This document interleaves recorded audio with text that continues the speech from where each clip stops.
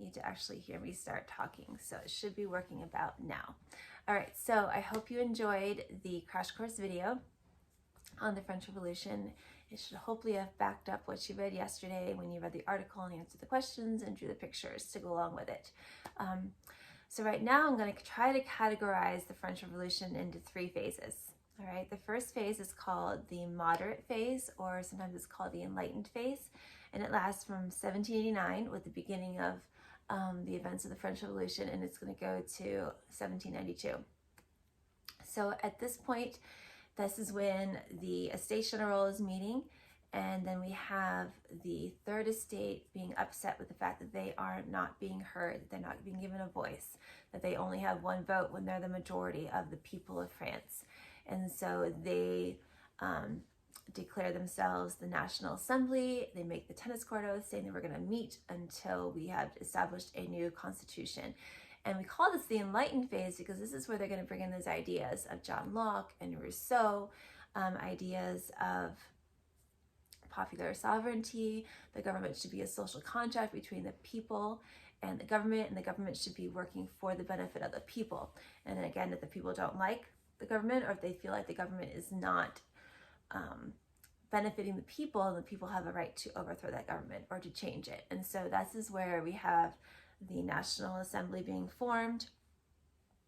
They're going to write a new constitution and establish, basically they're going to take the power away from the king and establish a constitutional monarchy at this point.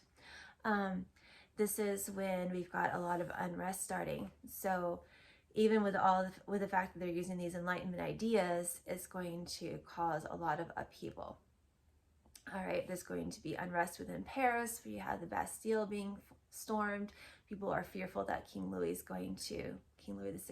going to use the military to crack down on them. So a lot of unrest there with the Bastille being stormed. The peasants are going to start rebelling in the countryside. And so in the midst of all this, the National Assembly is actually going to declare itself the Legislative Assembly. So now we've got another kind of form of government here. And within that Legislative Assembly, they're going to basically abolish feudalism. So now we've got a whole change in the social structure. All right, so now essentially they've eliminated the class structure that has been in France for hundreds and hundreds of years. So they've abolished feudalism. People no longer have to pay tithes to the church. They're going to establish the civil constitution of the clergy, which basically gives the people the right to choose their clergymen. It also takes away the property from the church. The Legislative Assembly is going to, again, have another constitution that is going to basically give itself the power of the king. All right, so again, the king is still there, but he's kind of more of a figurehead now. He does not have the power he once had. They're going to force Louis XVI to sign something called the Declaration of the Rights of Man. So this kind of would be France's similar document to our Declaration of Independence, a little bit different ideas that are laid out. Some of them similar, some of them different. So they're going to, similar things would be freedom of religion, freedom of speech, equal rights, individual rights. They're going to basically say that the power of the monarch is given to the king by the people, that he is not king by divine right, that his power is only given to him because the people have given him that power. So that's a big change in thought. It kind of moves to where now you have citizens of a country versus subjects of a king. Okay, so that's a big change in thought and social structure within the country. So that's a big idea there. Also, we're going to have lots of political parties that are going to be formed within this Legislative Assembly. So in our country, we have 2 major political parties, and so usually within elections, a third party candidate does not get a whole lot of votes. And so the majority of the votes, of course, are going to go between the Democrats and the Republicans, right? We've seen that in the past few elections. This time it was, and sometimes it's fairly evenly split, and sometimes there's a huge majority on one side, but usually there's enough to where there is a majority. Within the French government at this point, with the Legislative Assembly, there were so many political parties that not one party had the majority. So that caused a lot of disunity among the government. You can imagine if there's like 30 different political parties, like literally 30 different political parties, there would not, you could never get a majority. So that caused a lot of division. Things are going to get even more unstable. Louis XVI is going to try to flee the country, and he's caught and forced to come back. In the midst of all of this, the Legislative Assembly feels like it would be a good thing to declare war on Austria. So France does that with the idea of maybe a war would bring unity. So not sure that worked out too well, but they did declare war on Austria. So at this point, we're going to move from the moderate phase, the Enlightened phase, into what we call the radical phase. We're now in the second phase of the French Revolution. Things have gotten so unstable that a group of armed Parisians are actually going to storm the palace, enter the Legislative Assembly, force them to suspend the power of the king, and then half of the assembly, because again, the Legislative Assembly didn't necessarily want to totally get rid of the king. They were just trying to take away his power, a lot of his power. So when these people come in, these armed Parisians come in and force the Legislative Assembly to suspend all power of the king, half of the Legislative Assembly fled the country. And essentially what these people do is they're going to form yet another government, all right? And this time they're going to call themselves the National Convention. And basically they're going to declare the start of the First French Republic. So just to give you an idea of how often the French government has changed, we are now currently France is in its 5th republic, okay? We'll see how France has changed over the years as we go on in history. But this is the first, where we are right now, when these people stormed the assembly. It is now, and formed the National Convention, they've now started the First French Republic. They write yet another constitution. King Louis XVI is tried for treason. He's beheaded. Marie Antoinette is beheaded a few months later. Again, there's still lots of division even within the National Convention. So at this point, the National Convention is going to form something called the Committee of Public Safety, COPS, Committee of Public Safety. And they are basically going to try to get rid of any opposition to the revolutionary movement, and they're going to do that with terror. And this is when we see the guillotine being used. They see this as an enlightened form of punishment. They call it an enlightened form of punishment. So they're going to use the guillotine as a tool of terror to control the people. It's led by two men, Danton and Robespierre. So those are important people to remember, Danton and Robespierre. Again, these are the leaders of France during this radical phase. Associate the moderate phase with the National Assembly, Legislative Assembly. Okay, this radical phase now is led by Robespierre and Danton and the Committee of Public Safety under the National Convention. During this time, basically anyone who spoke against the revolutionary leaders would have been tried for treason, and most of the time lost their heads. Tens of thousands of people were killed. They're going to try to reshape French society. They're going to establish a new calendar. They're going to try to get rid of any influence of the church.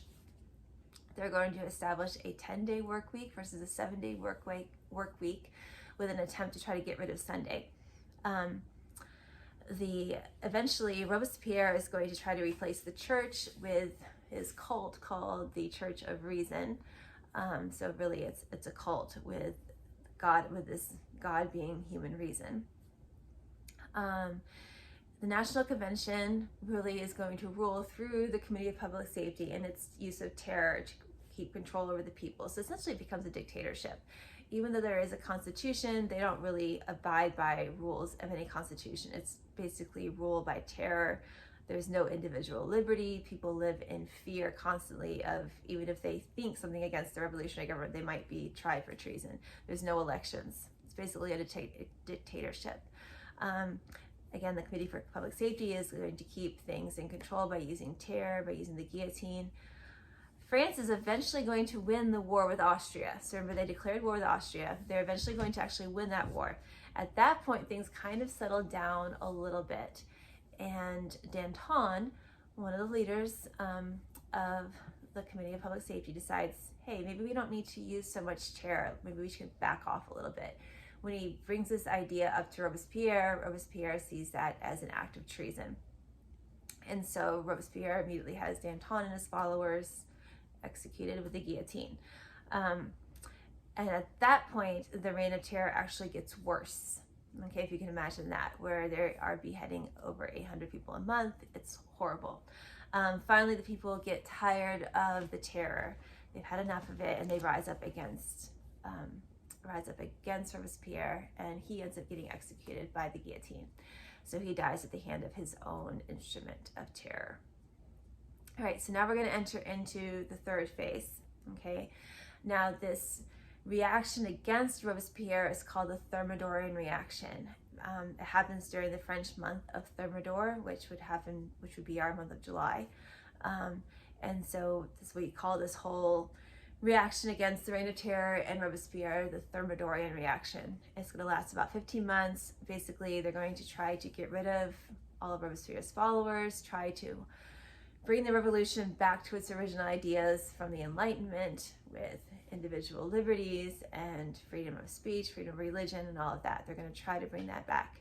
They're going to establish a new government, eventually called the Directory. And that Directory is still not going to be a great system of government. There's still a lot of unrest within it. They're still going to try to eliminate the influence of the church and religion. Although they say they're allowing freedom of religion, there's a lot of restrictions on religion. They're going to actually conduct their own white terror to try to get rid of any of the radical followers of Robespierre that are left.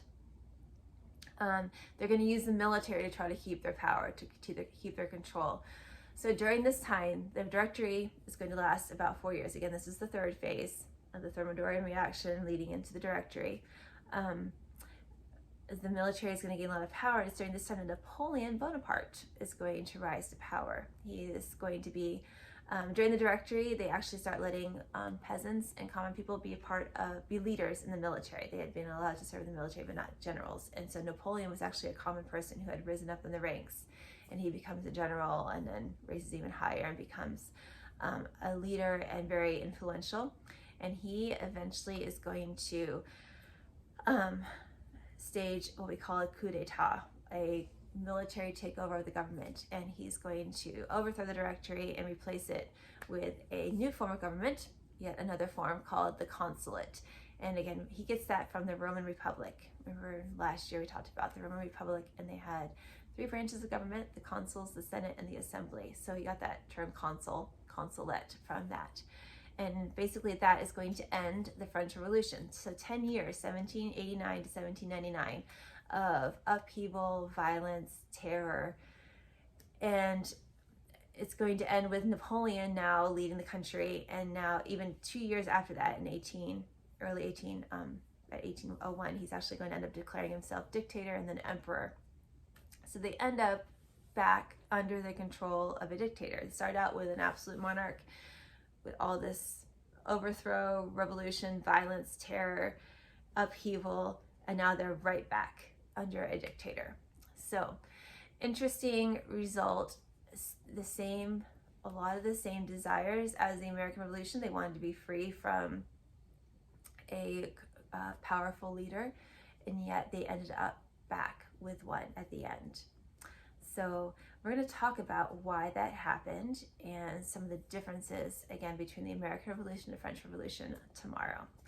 So I hope that kind of helped, again, put the French Revolution into kind of a big picture. So those 3 phases: moderate, enlightened phase with the National Assembly, Legislative Assembly, using Enlightenment ideas to try to establish a new government, and yet lots of division. Okay, lots of political parties, lots of division. They could not get a consensus to really decide where they wanted to go. Led to more upheaval into the radical phase, where you've got all sorts of terror and killing, and really a even more harsh rule by the revolutionaries under Robespierre. And then the third phase under the Directory, yet still not a whole lot of unity, not a lot being accomplished, and then eventually they end up right back where they started with another dictator, with Napoleon leading them. All right, so we'll talk about how they ended up there tomorrow.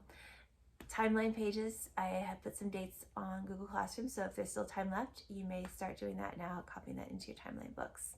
All right, bye guys, have a good day.